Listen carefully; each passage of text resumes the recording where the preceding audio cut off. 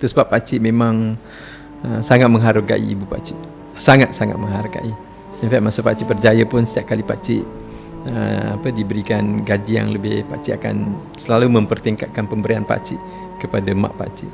Dan satu bagus yang pakcik sayang mak pakcik ialah bila pakcik bagi dia duit tu, nanti dia akan bagi kepada orang miskin yang lain-lain. Dia akan cakap, ini daklan bagi. So pakcik dapat 2 kali doa. Doa mak pakcik bila pakcik berikan pada dia, kemudian ada orang-orang yang lain yang mak pakcik kata daklan bagi. Faham mak pakcik yang bagi. Pakcik dah bagi pada mak pakcik. Yelah, dah hal dia dah. Dia duit dia kan. Tapi dia akan berikan kepada orang miskin yang kenal pakcik. Dia kata, ini daklan bagi. So orang itu juga mendoakan pakcik. So I get to bless. Masya Allah. So this part dalam kehidupan pakcik yang pakcik sangat this is where redah sampai Allah redha comes to my mind.